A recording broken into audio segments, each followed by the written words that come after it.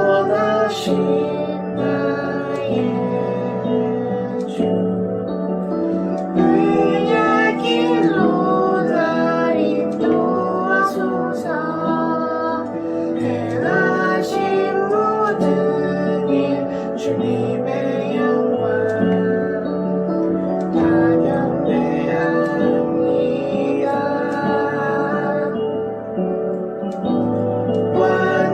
완전하신 나의 주, 의의 길로 날 인도하소서. 행하신 모든 일 주님의 영광 다 경배합니다. 예배합니다. 찬양합니다. 주님만 날 다스리소서. 예배합니다. 찬양합니다. 주님 홀로 높임 받으소서.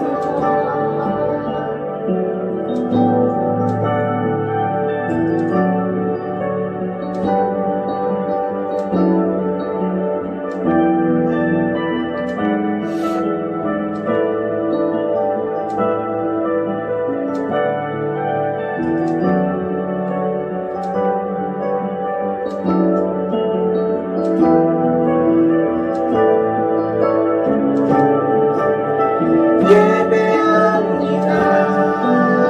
찬양합니다.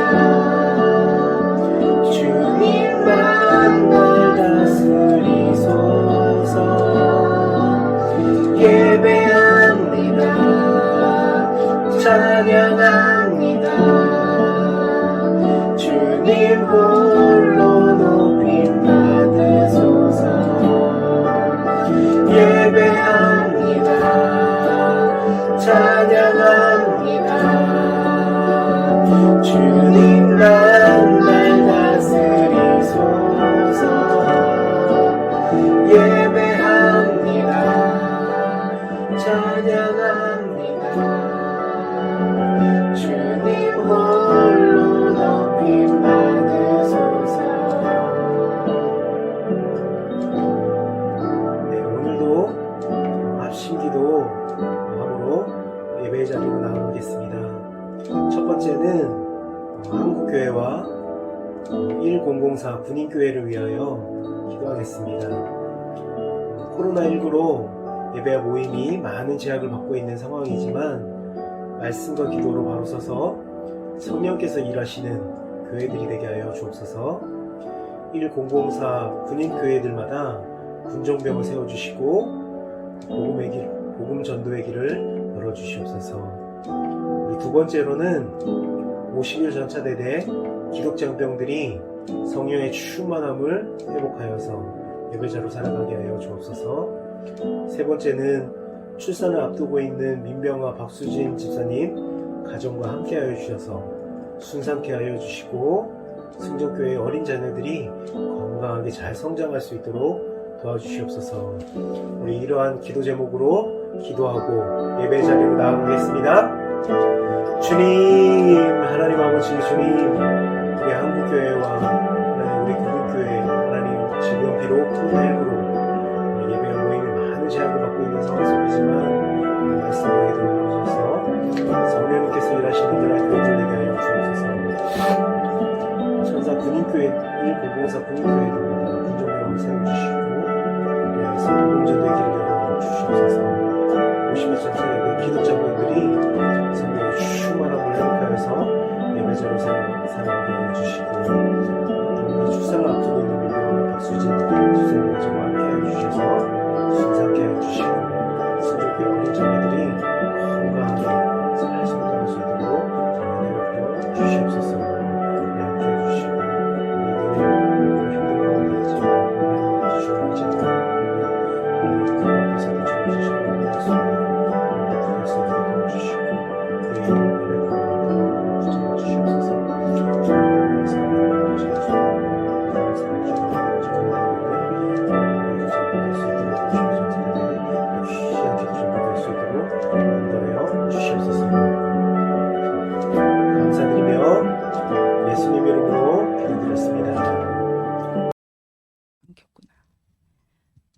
이제 조용한 기도로 2021년 3월 21일 사순절 5번째 주일 예배를 주님 앞에 드리시겠습니다.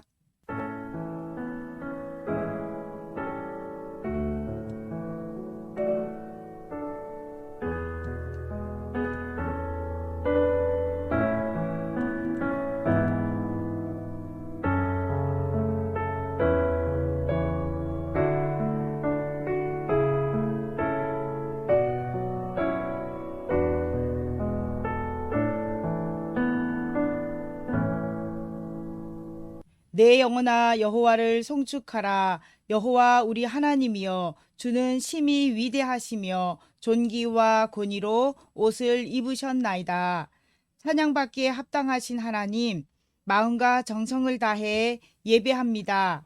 지난 한 주간의 죄로 덮인 우리의 마음과 생각과 행동들을 긍휼히 여기사 주님의 보혈로 맑게 씻어주시고 우리를 새롭게 하옵소서.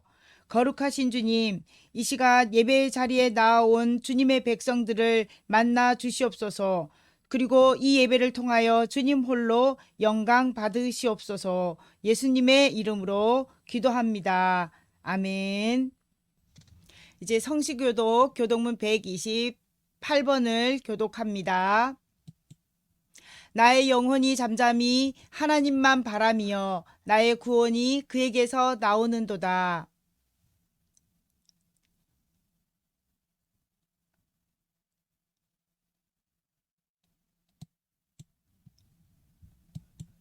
넘어지는 담과 흔들리는 울타리 같이 사람을 죽이려고 너희가 일제히 공격하기를 언제까지 하려느냐.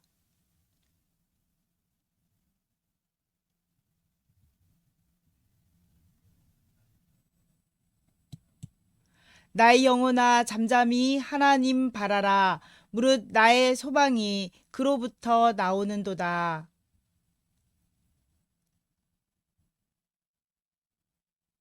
구원과 영광이 하나님께 있으며 내 힘의 반석과 피난처도 하나님께 있도다.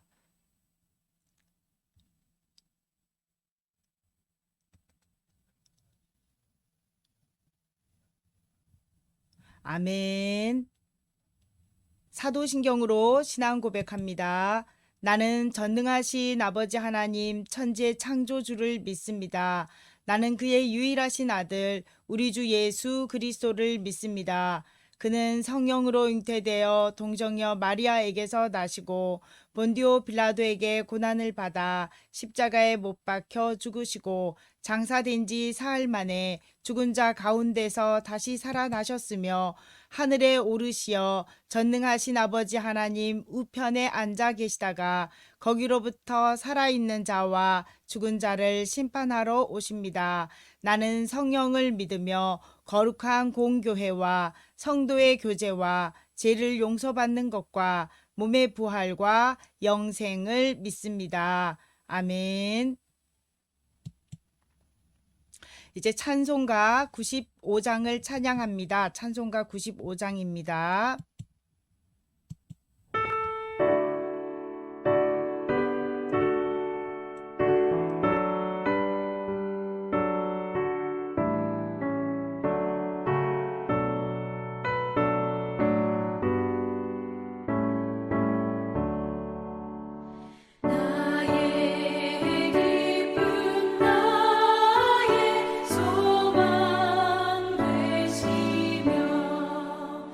나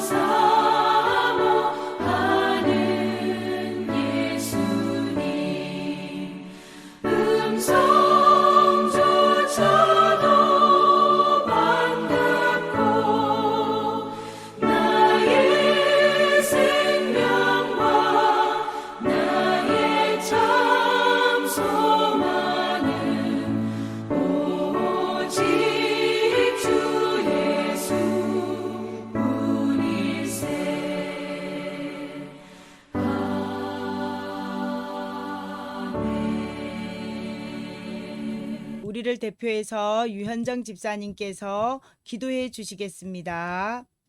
살아계신 하나님, 겨울에 죽어 있는 듯 고요하고 메말라 있는 것만 같았던 온누리에 따뜻한 봄 햇살과 촉촉한 단비를 내려주셔서 모든 만물이 새 생명을 누리게 해주심을 감사합니다. 추위로 움츠려들었던 마음을 봄의 새 기운으로 활짝 열고 주일 예배에 초청해 주셔서 또한 감사합니다.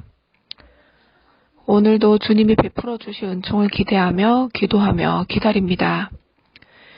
지난 한 주 안전한 가운데 훈련을 마치고 잘 복귀하게 해주셔서 감사합니다.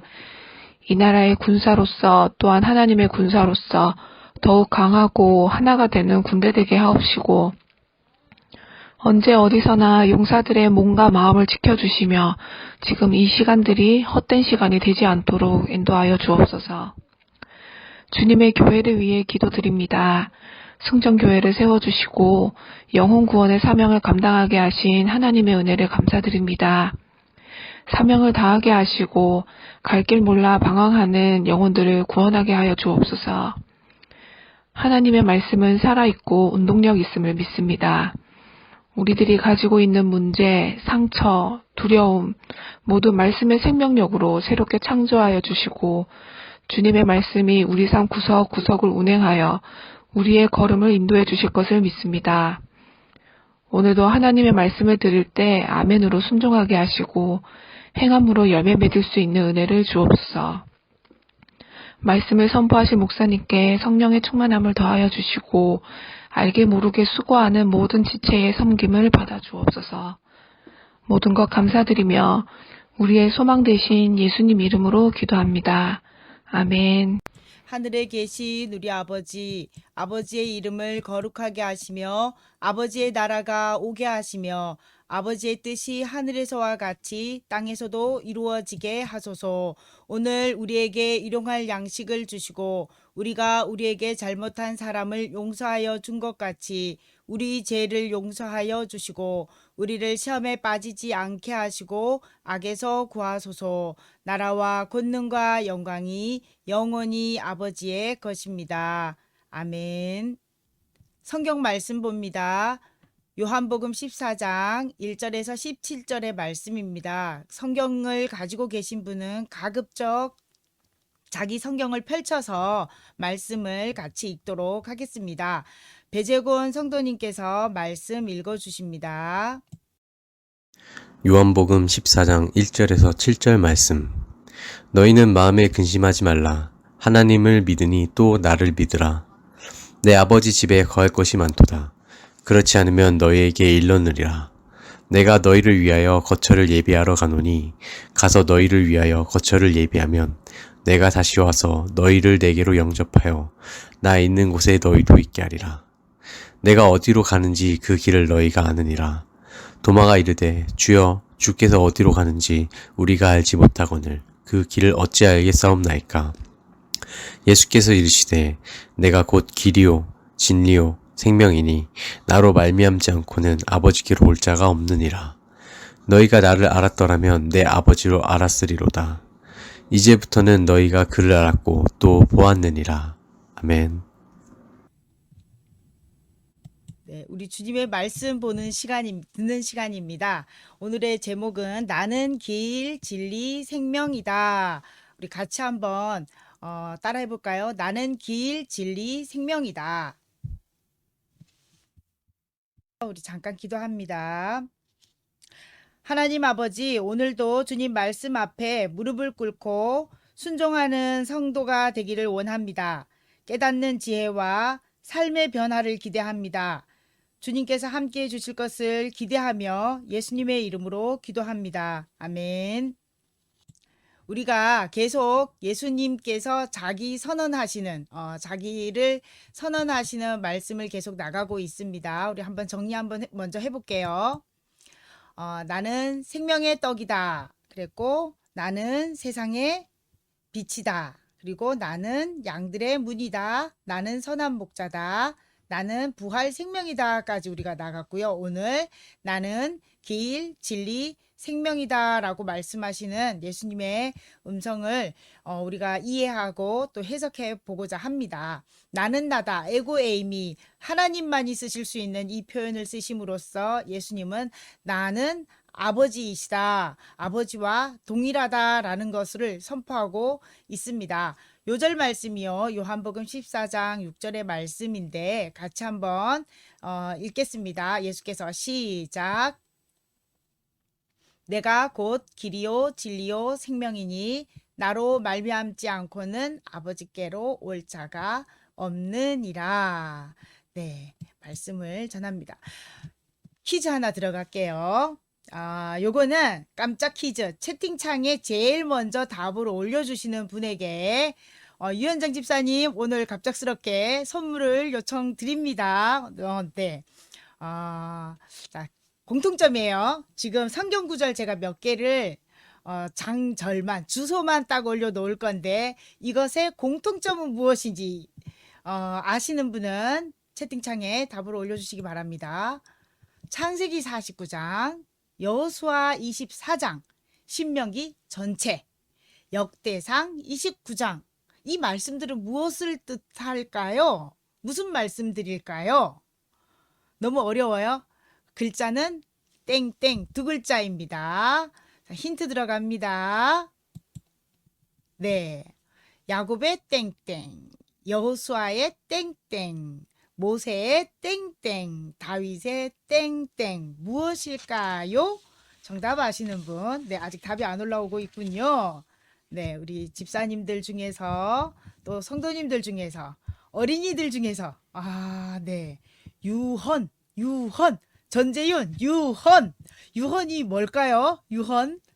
유헌이라는 말은 또 뭘까요? 네, 유자는 맞은 것 같고, 네. 네, 정답은 맞습니다. 그쵸? 네, 유언. 우리 재윤이 어린이가 유언 제일 먼저 올린 것으로 하겠습니다. 유언입니다. 유언이 뭐죠? 유언이 죽기 전에 남기는 말. 그런데 이 말이 그냥 대충 말이 아니라 죽기 전에 정말 욕하고 죽는 사람도 있지만 이 유언은 참 신중해야 될 것 같습니다. 그러니까 야곱, 여호수아, 모세, 다윗의 유언입니다. 이들의 파란만장했던 삶을 해고하면서 사랑하는 자녀들과 백성들에게 하나님과의 관계 속에서 어떻게 살아가야 하는지를 당부하고 있는 말씀입니다. 이 세상을 우리가 떠날 때 사랑하는 이들에게, 사랑하는 사람들에게 유언을 남길 수 있다는 것은 축복입니다. 왜냐하면 유언을 남길 그럴 겨를도 없이 갑작스럽게 그것도 때가 되지도 않았는데 아주 젊은 나이에 죽는 그런 사람들도 있는 것을 보면 유언을 남길 수 있다라고 하는 건 정말 축복인 것 같습니다. 우리가 유언을 남길 때 남아있는 가족 입장에서 생각해 봅시다. 남은 가족들이 이별을 받아들이는 데 있어서 유언을 남길 경우에 무척 힘이 된다는 거죠. 유언을 듣고 나면 사실 이별로 인한 슬픔은 있지만 그러나 유언 때문에 살아갈 힘을 얻게 되기 때문입니다. 그 유언을 받들어서 살아가게 되기 때문이죠. 네, 잠시만요. 네, 아이고, 오늘 조명이 또 말썽입니다. 네, 오늘 우리 배재권 성도님께서 읽으셨던 이 본문은요, 예수님의 유언입니다. 그러니까 요한복음 13장부터 14장 겟세마네 기도가 나오는 그 부분까지를 예수님의 유언으로 우리가 봅니다. 이제 예수님은 이제 잠시 후면 십자가에 달려 죽게 될 것을 알고 계세요. 그리고 이 일에 제자 중에 한 명이 개입되어서 자신을 팔 것이라는 것도 알고 계십니다. 그리고 그 일이 막상 일어나면 제자들이 너나 할 것 없이 다 떠날 거라는 것도 알고 계세요. 하지만 십자가의 죽음으로 이 땅에서의 임무를 완수해야 되는 것이 예수님의 사명이죠. 그리고 아버지께로 돌아가야 하십니다. 지금까지 계속 반복해서 말씀하셨던 것을 이제 제자들에게 집약해서 전달을 해줍니다.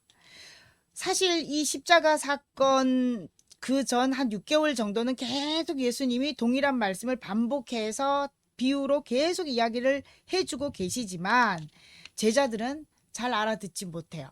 그리고 그 질문에 예수님의 말씀에 엉뚱한 대답들을 하기 시작합니다. 보세요.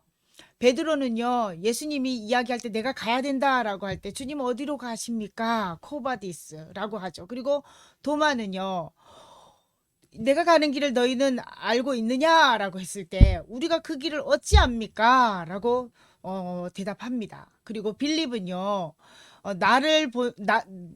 그 아버지를 너희가 보았다라고 하니까 우리가 언제 아버지를 봤어요? 아버지를 좀 보여주세요. 라고 얘기합니다. 예수님이 아버지를 본 자는 나를 본 자는 아버지를 보았다라고 이야기를 이제 부연 설명해 주시죠. 유다는요, 이 유다는 가롯 유다가 아니고요. 이 유다는 예수님의 제자 중에 유다가 2명이에요. 가롯이라는 지역에서 온 유다가 아닌 다른 유다입니다. 세상 사람들에게, 우리한테는 이렇게 나타내시지만, 예수님이 어떤 분이신지, 하나님이 어떤 분이신지 나타내시지만, 세상 사람들에게는 왜 나타내지 않으십니까? 그들에게도 나타내 주시지요. 라고 이야기를 합니다. 사실 그 앞전에 예수님의 말씀들을 우리가 면밀히 살펴보면 제자들의 이 대답은 참 엉뚱하고 아직까지도 뭔가를 잘 모르고 있구나. 핵심을 파악하지 못하고 있구나라는 것을 알 수 있습니다. 그럼에도 불구하고 예수님은 제자들을 야단치지 않으시고 그렇게 어리석느냐라는 소리 한마디 하지 않으시고 이 질문을 받아서 다시 좀 더 자세하게 안내를 해주고 설명해주는 이야기입니다. 그러고 보면 우리가 어떤 궁금한 것이 있을 때 그것이 비록 엉뚱한 질문이다 할지라도 우리가 함부로 할 수 없는 게 그 엉뚱한 질문에 답을 해가면서 문제의 실마리를 찾아갈 수 있다는 것. 바로 지금 제자들이 그러고 있는 거예요. 예수님께 자기들이 이해를 못했기 때문에 무엇인지 파악하지 못했기 때문에 질문을 던지는데 그 질문이 엉뚱해요. 그러나 그 질문이 바로 갈 수 있도록 하기 위해서 예수님이 설명을 이어가십니다. 좀 더 세부적으로 자세하게 안내해주는 그런 일들이 일어나죠. 우리가 이런 면을 생각해 볼 때 아이들이 다소 엉뚱한 질문을 하는 것 같을 때 피식 웃어 넘길 것이 아니라 이 아이가 왜 이렇게 질문을 했을까를 좀 따져보면서 거기에 대한 친절한 설명이 필요한 줄로 압니다. 예수님께서 이렇게 좀 더 세밀하게 설명해 주는 과정에서 제자들은 당시에는 여전히 이해를 못합니다. 하지만 예수님께서 십자가에서 죽으시고 그리고 부활 승천하신 후에 성령 체험을 하고 난 다음에 제자들은 그 부연 설명 때문에 예수님의 말씀을 더 정확하게 이해할 수 있게 되었다는 사실입니다. 엉뚱한 질문 괜찮습니다. 근데 이 질문으로 인해서 예수님의 말씀에 참된 의미를 찾아갈 수 있다는 그런 점이죠. 지금 이 예수님께서 오늘 요한복음 14장의 말씀을 하고 있을 때 14장 1절에서부터 우리는 제자들이 엄청나게 근심을 하고 있다라는 것을 확인할 수 있어요.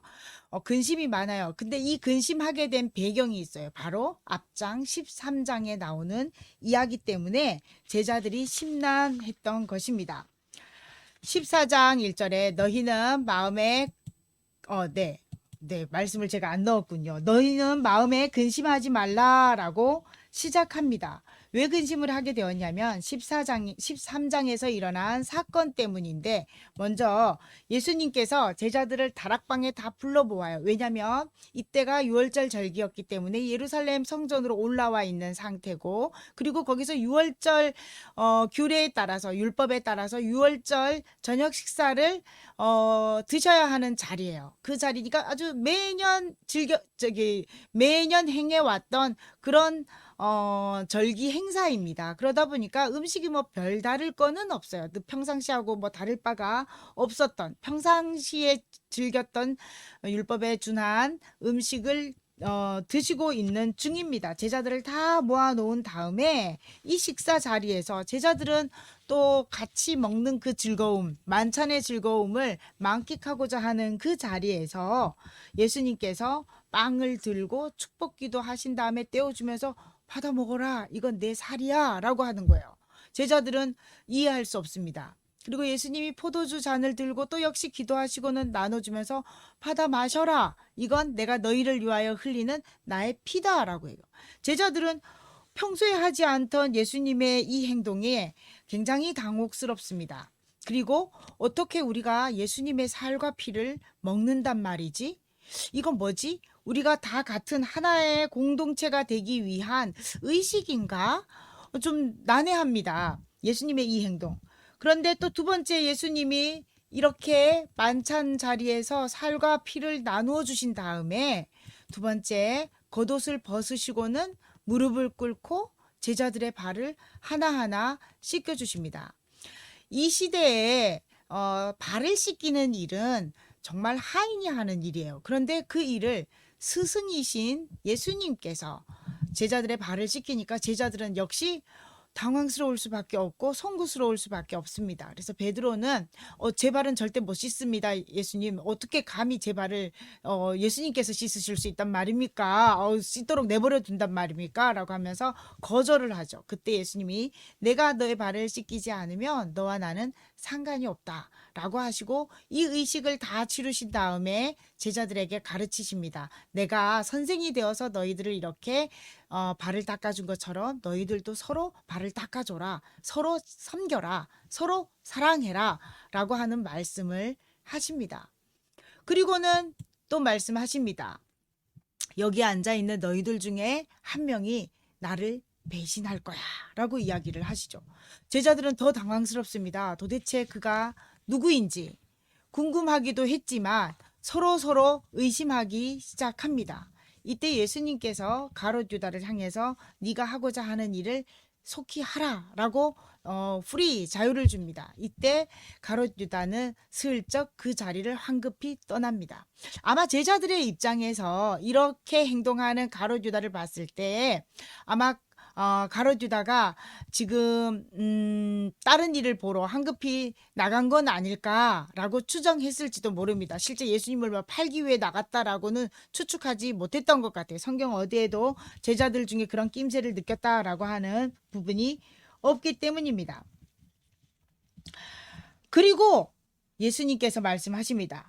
지금은 내가 너희와 같이 있지만 곧 내가 어디로 갈 건데 그 가는 곳에 너희는 내가 가는 곳에 너희는 따라올 수 없다라고 말합니다.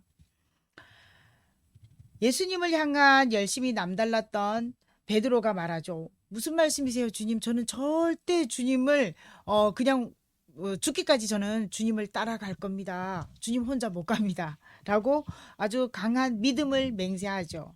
이때 베드로의 말이 진실이었을까 아니면 거짓이었을까? 근데 고민할 필요는 없어요. 왜냐하면 베드로 성정상 뭔가 열정이 끌어넘치면 행동을 하고 말아야 되는 성격이었기 때문에 베드로의 이 말은 분명히 진심이었을 거예요. 베드로는 예수님을 너무너무 사랑했고 그리고 주는 그리스도시요 살아계신 하나님의 아들이십니다라고 고백하면서까지 예수님을 절대적으로 신봉하고 있었기 때문에 예수님이 가시는 곳이 그곳이 어디든 저는 따라가겠습니다라고 했던 이 말은 정말 진심이었을 겁니다.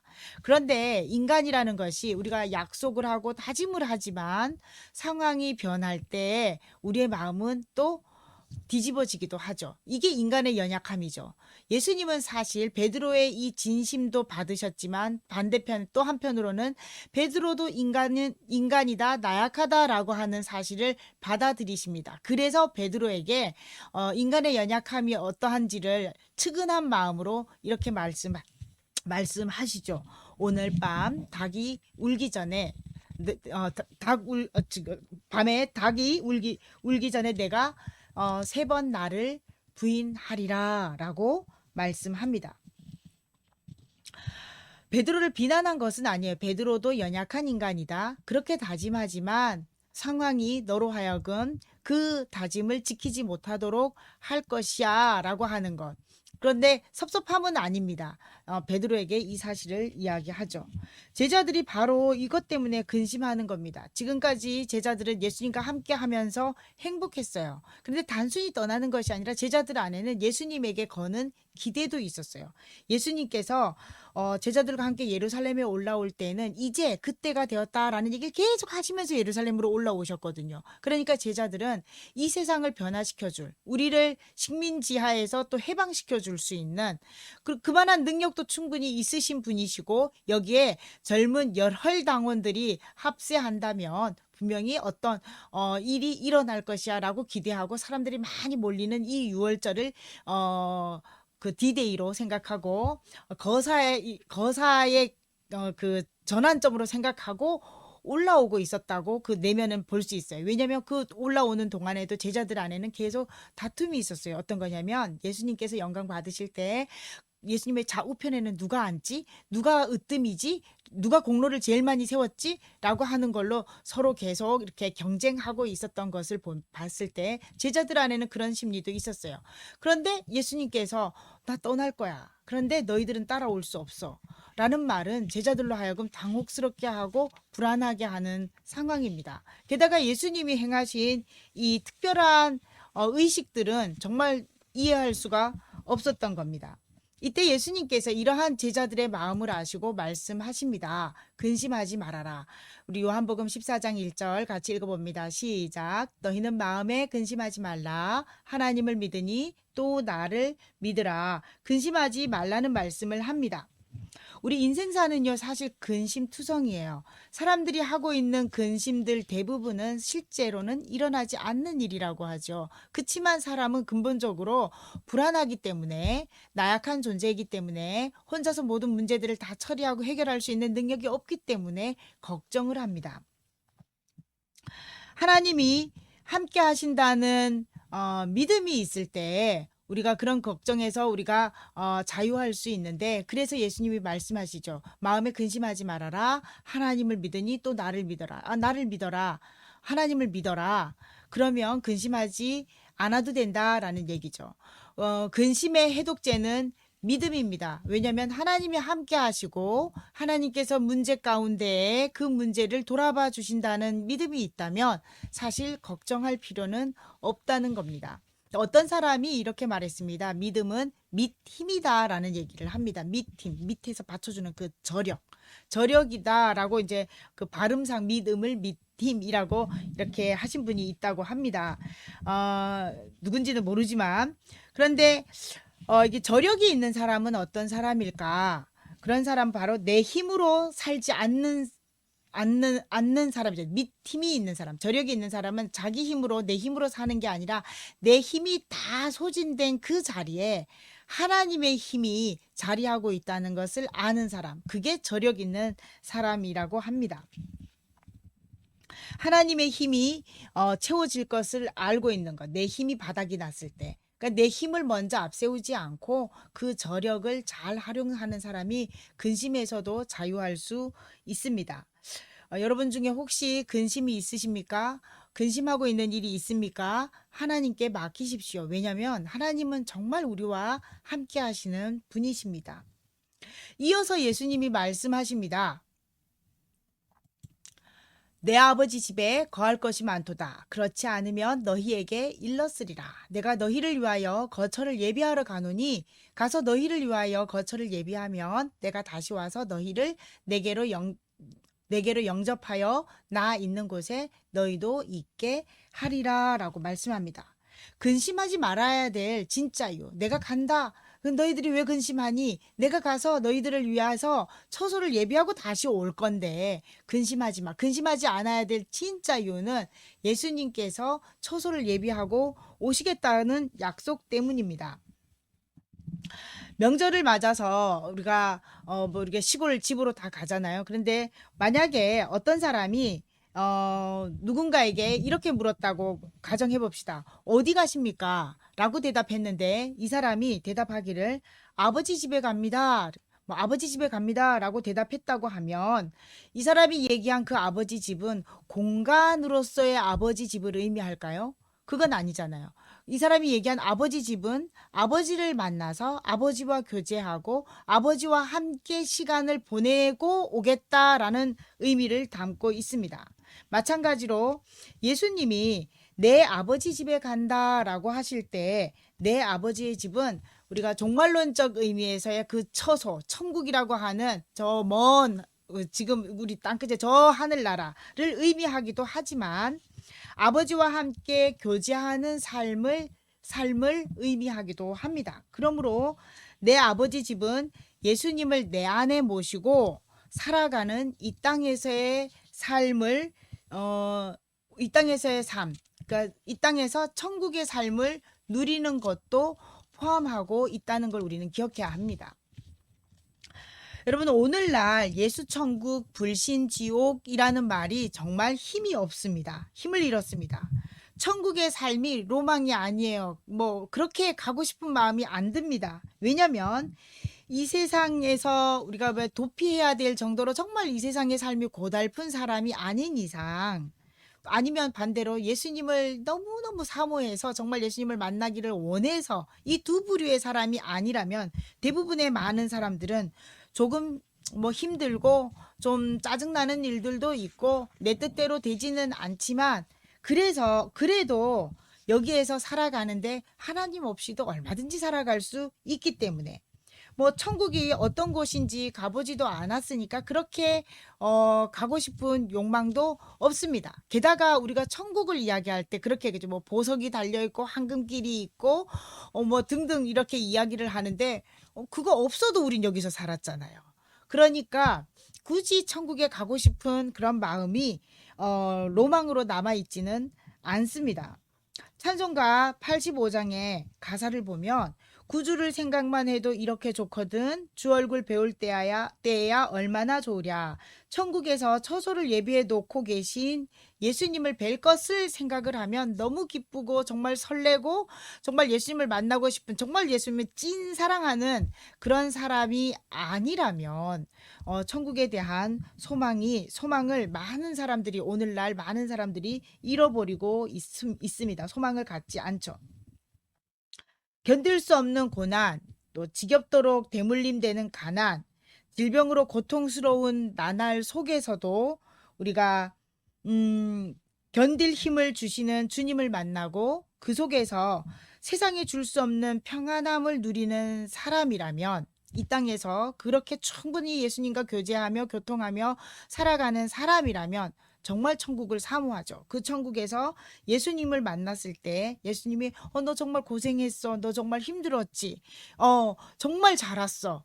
내가 너를 기다리고 있었어. 라고 하면서 그 눈물을 닦아주며 안아줄 것을 생각하면서 사실은 이 땅에서의 삶을 견뎌왔고 그리고 매 순간 예수님을 불렀고 찾았고 그런 사람에게는 천국이 정말 가고 싶은 곳이겠죠.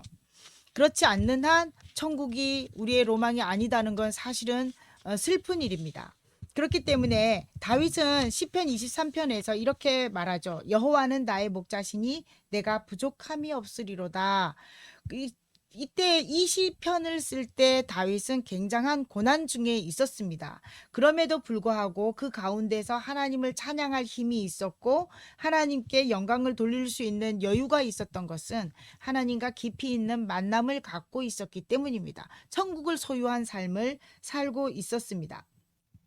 그래서 그가 이 시편 23편의 마지막에 고백하기를 내 평생의 선하심과 인자하심이 반드시 나를 따르리니 내가 여호와의 집에 영원히 살리로다 라고 말합니다.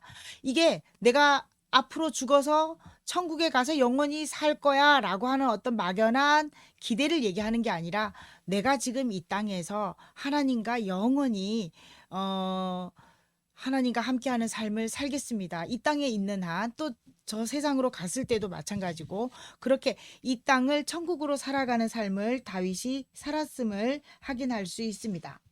예수님이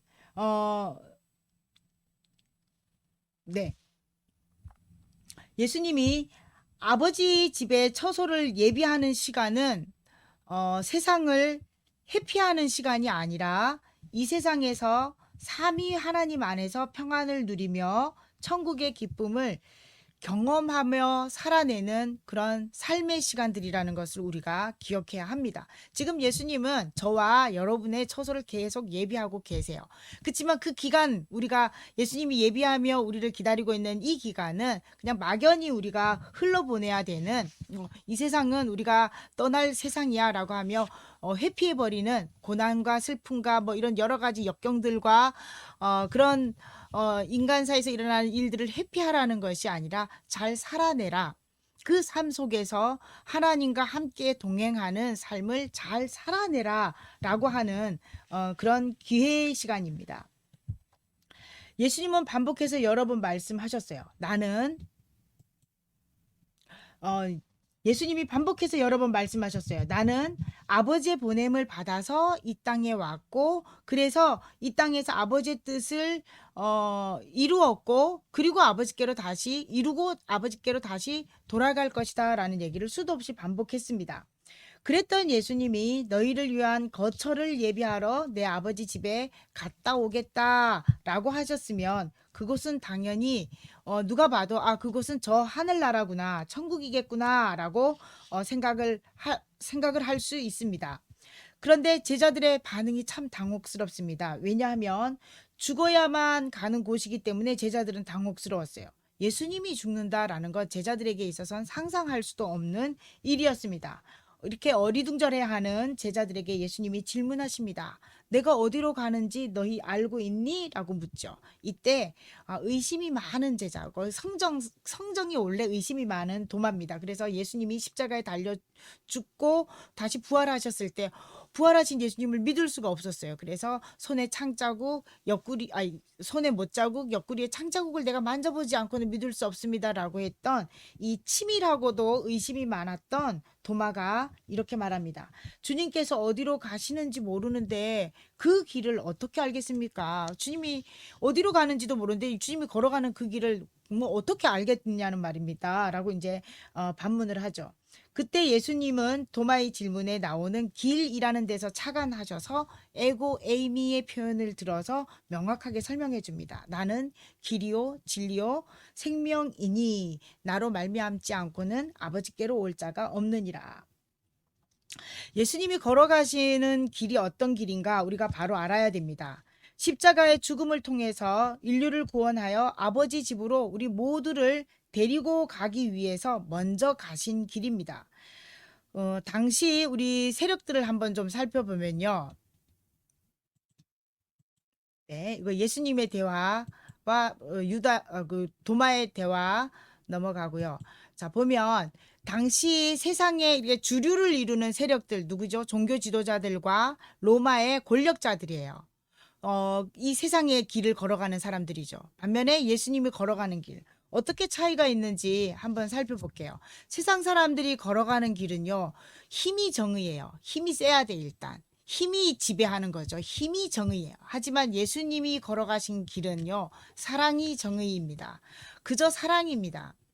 그리고 세상 사람들은요, 섬김을 받기를 원해요. 그래서 이 섬김을 받기 위해서 어떻게 하냐면, 다른 타인을 희생시킵니다. 착취합니다. 하지만 예수님의 길은 섬김을 받는 것이 아니라 섬기는 것입니다. 섬겨주는 것. 그리고 그 섬김을 위해서 자신을 희생하신 길을 걸으셨어요. 예수님이 자기 목숨을 내어주면서까지 사랑으로 섬기셨습니다. 그래서 13장 1절에 보면 세상에 있는 자기 사람들을 사랑하시되 끝까지 사랑하셨다라고 표현합니다.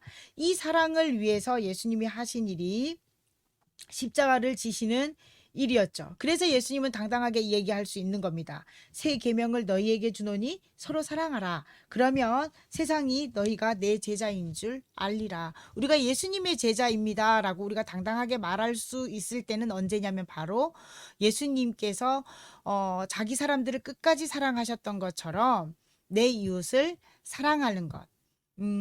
그 사랑을 실천할 때 우리는 당당하게 내가 예수님의 제자입니다라고 말할 수 있고, 또 그것을 지켜보고 있는 주변 사람들이 당신같이 믿으면 정말 예수님은 훌륭하신 분이고 내가 예수님을 믿을 만해라고 하는 그런 고백들이 주변 사람들로부터 터져 나올 수 있는 겁니다.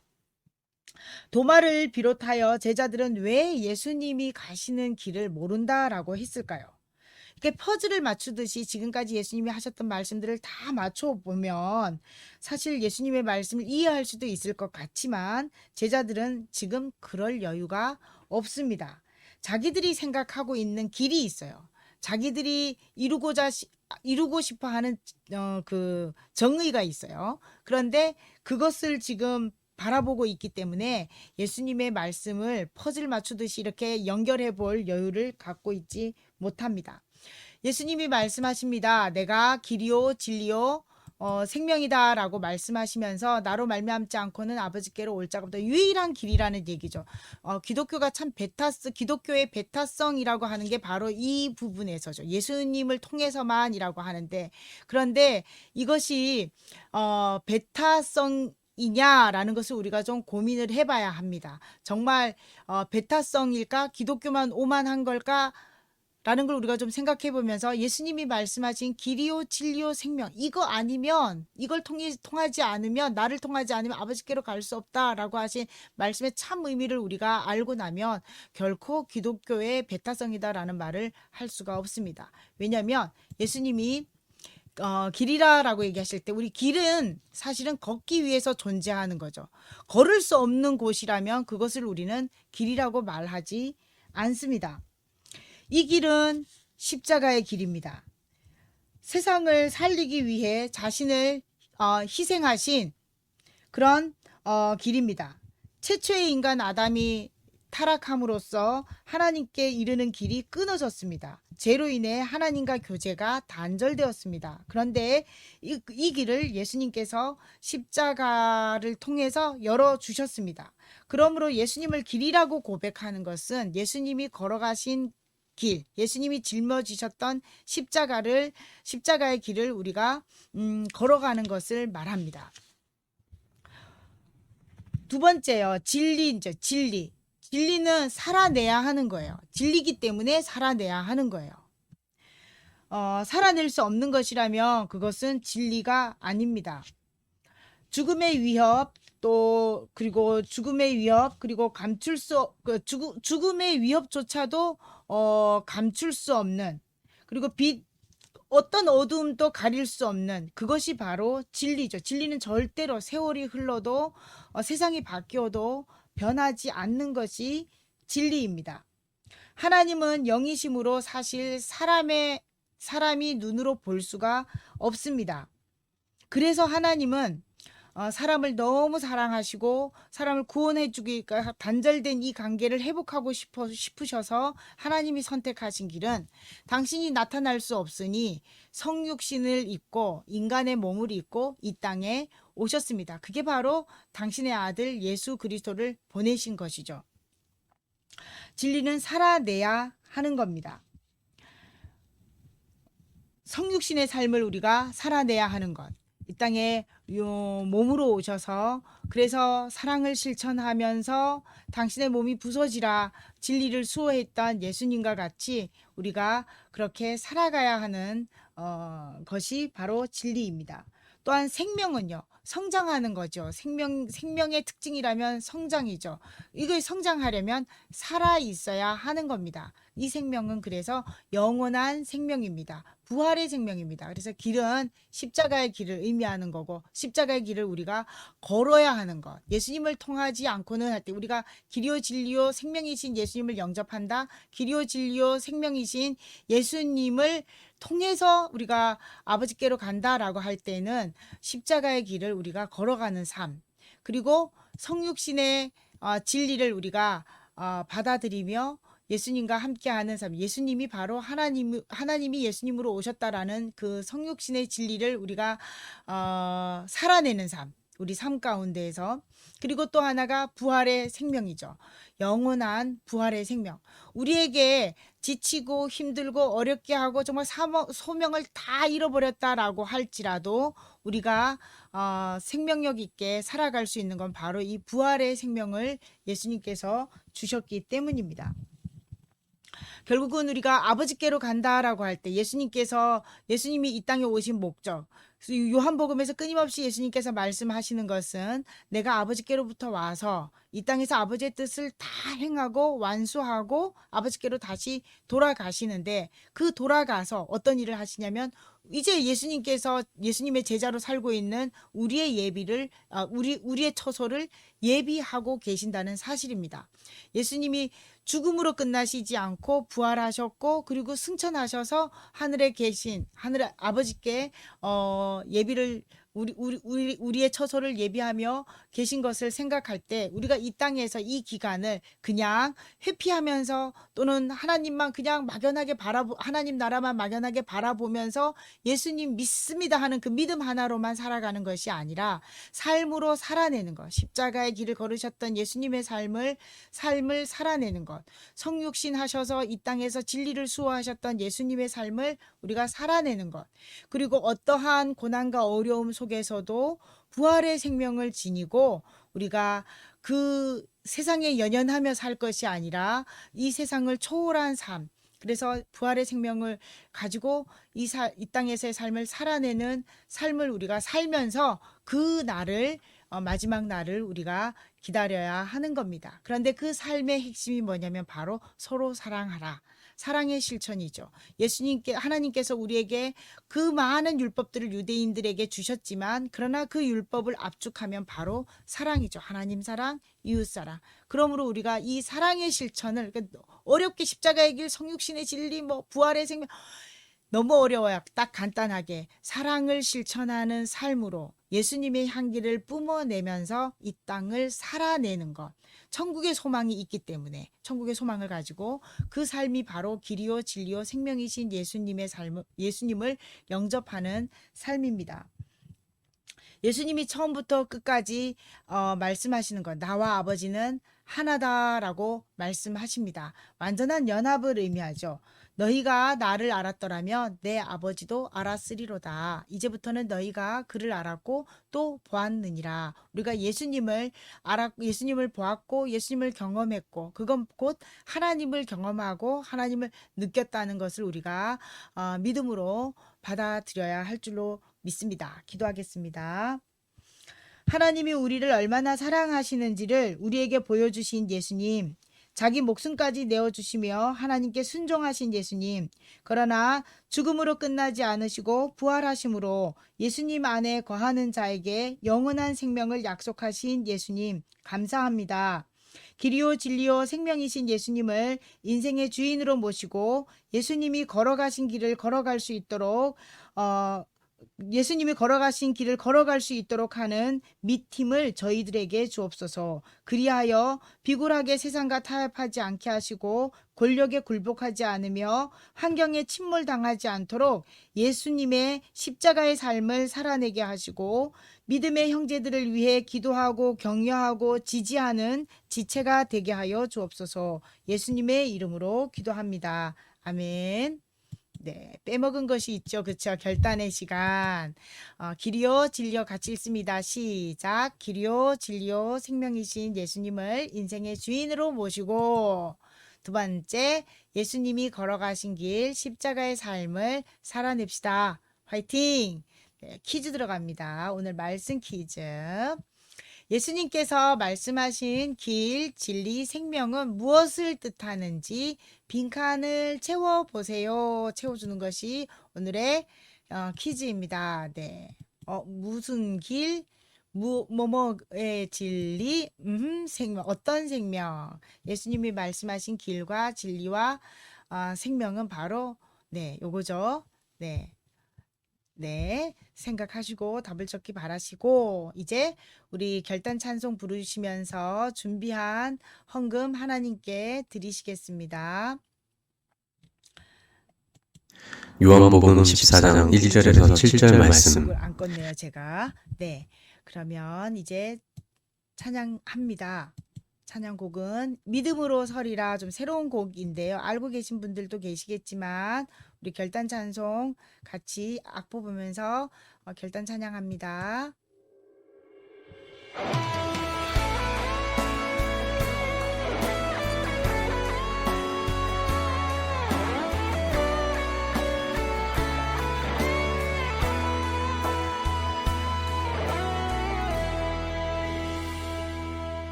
이곳에 임하신 하나님 나라 가난한 마음으로 바라보리라. 먼저 그 나라 그 뜻 구하며 나의 삶 드리리. 주님이 맡기신 하나님 나라 믿음의 눈으로 바라보리라. 하늘의 뜻이 이 땅 가운데 완성될 그날까지 믿음하여 그 위에 서리라. 하나님의 나라는 무너지지 않으리. 믿음하여 그 나라 세워가리라.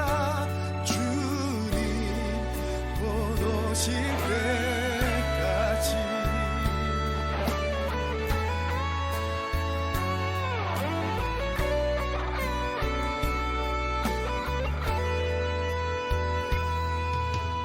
이곳에 임하신 하나님 나라 가난한 마음으로 바라보리라. 먼저 그 나라 그 뜻 구하며 나의 삶 드리리. 주님이 맡기신 하나님 나라 믿음의 눈으로 바라보리라. 하늘의 뜻이 이 땅 가운데 완성될 그날까지 믿음 가여 그 위에 서리라. 하나님의 나라는 무너지지 않으리. 믿음 가여 그 나라 세워가리라. 주님 곧 오실 때까지 믿음 가여 그 위에 서리라. 하나님의 나라는 무너지지 않으리. 믿음 가요 그 나라 세워가리라. 주님 곧 오실 때까지 믿음 가요 그 나라 세워가리라. 주님 곧 오실 때까지.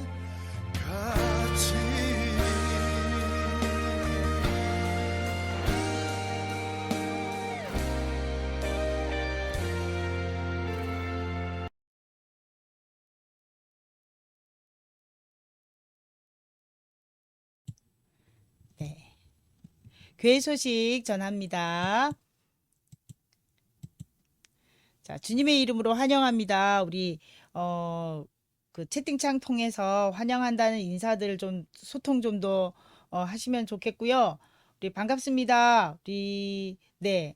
지금 쭉 제가 지금 좀 살피고 있는데 네, 반갑습니다. 우리 부대에서 예배 드리고 있는 형제들도 감사드리고요. 네. 네. 환영하고요. 오늘도 주님과 함께 우리 온라인상이지만 함께 교제하고 소통할 수 있어서 감사드립니다. 사순절 5번째 주일입니다. 우리 그 사순절 영상 묵상 같이 좀 짧은 스토리이지만 그래도 말씀을 접하는 시간을 가지시고 말씀 속에서 깨달은 점이 있다면 또 삶으로 또 실천하는 삶이 되어졌으면 합니다. 우리 성경 읽기 연대순으로 우리 잘 읽고 계시지요? 우리 다음번에 강의 나갈 때 읽고 있는 부분들을 좀 한번 체크해 보면서 이렇게 껴 맞춰 보는 시간 좀 갖도록 하겠습니다. 그리고 전술훈련 정말 안전하게 잘 마치고 오셔서 너무너무 감사드립니다. 그러니까 일단은 우리 장병들에게도 너무너무 감사드리고 또 함께 해주신 하나님께 감사드리고 정말 고생 많으셨습니다. 박수. 네, 고생 많으셨습니다. 공지훈련이 또 4월에 있는데 공지훈련 위해서도 우리 또 기도하면서 준비하도록 하고요. 또 이것으로 인해서 우리 부활절 행사 조정을 지난주에 광고 드렸는데 주보랑 그리고 광고사항 좀 참고해서 보시고요. 유아 세례 부모 교육은 우리가 대면으로 예배를 못 드린다 할지라도 일단 교육은 진행할게요. 진행하고 또 바로 뚫리는 날 그때 우리가 세례식을 하면 되니까 네, 일단은 교육을 3월 28일 주일 예배 후에 진행하도록 하겠습니다. 그리고 제가 오늘 오후 2시에 구로동에 있는 소속교회에 선교 보고를 하러 다녀옵니다. 갑작스럽게 일정이 잡힌 거라서 충분하게 준비하지 못한 상태에 가지만 그래도 좀 우리 군선교가 어떤 건지 좀 많이 알려달라 그러시더라고요. 제가 여기 교회에서 파송받은 지는 이제 군선교 17년도 군선교 나오면서 파송은 받았지만 교회에서는 군선교에 대해서 전혀 모르고 있다고 생각하시면 돼요. 왜냐하면 그냥 소속만 걸어놨지 그 어떤 것도 저에게 관심을 그동안에는 가져오지 않으셨어요. 그런데 우리 승전교회에 오면서 교회에서 조금 이제 관심을 좀 갖기 시작했고 그래서 좀 안내를 해달라라는 요청이 들어왔습니다. 잘 다녀올 수 있도록 기도해 주세요. 특별히 우리 50일 전차대대 위해서 중보기도 많이 요청하고 올 거거든요. 떼쓰고 올 거거든요. 그래서 기도 좀 해 주십시오. 그리고 다음 주에는 우리 김의진 집사님 기도시고요. 가게스터 어린이 성경 봉독입니다. 기프티콘 안내는 교회 밴드 참고해서 보시기 바라고요. 우리 50일 전차대대 신앙전력화와 그리고 복음화를 위해서 후원해 주신 분들이 계십니다. 특별히 이번 달에 좀 정기적으로 남서울교회에서 해주고 있고 또 김미정 성도님, 배종선 전도사님, 우리 배종선 전도사님, 김미정 성도님 모두 다 우리 유현정 집사님의 지인들이시고 특히 이제 배종선 전도사님은 어머님이세요. 참 감사하게도 우리 승전교회 위해서 기도하시는 분들이셔서 너무너무 고맙습니다. 이분들 위해서도 마음에 서운하는 것들이 있을 텐데 우리는 깊이 있게 모르지만 그래도 우리가 감사한 마음을 담아서 중보기도 해주면 좋을 것 같습니다. 그리고 제가 전화 한번 드릴 거예요. 주중에 너무너무 감사합니다. 우리 교회여 일어나라 찬양하고 예배를 마치도록 하겠습니다.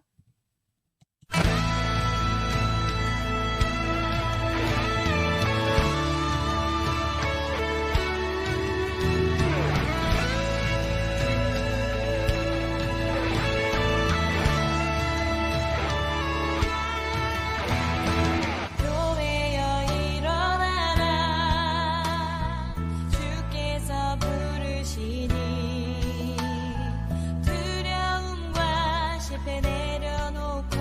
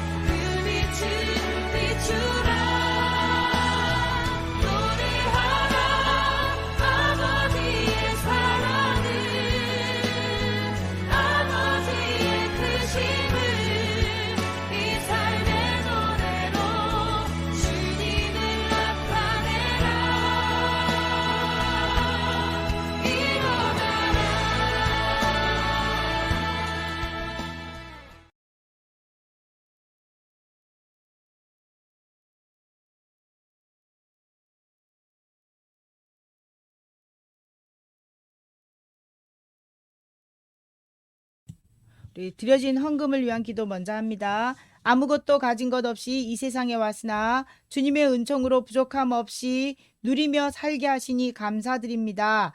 이 시간 주님의 자녀들이 드린 각양의 예물들을 기쁘게 받아 주옵소서. 또한 주님이 선한 마음을 주셔서 50일 전차대대 복음화를 위해 자랑하지 않고 은밀히 후원이라는 이름으로 주님께 예물을 드린 자들이 있습니다. 남서울교회 성도들과 이미정 성도님과 배종선 전도사님의 헌금을 받아주시고 저들의 소원하는 마음의 간절한 바람을 들어 응답하여 주옵소서. 예수님의 이름으로 기도합니다. 아멘. 내가 서 있는 곳 어디서든 예배할 수 있는 믿음과 길이요 진리요 생명이신 예수님을 통해 아버지와 끊어졌던 교제를 다시 회복시켜 주신 우리 주 예수 그리스도의 은혜와 하나님 아버지의 무한하신 사랑과 성령님의 내주하시는 은총이 예수님이 걸어가신 십자가의 삶을 살기로 결단한 승종교회 성도들과 50일 전차대대와 72사단 전차대대 위에 이제로부터 영원토록 함께 있을지어다. 아멘.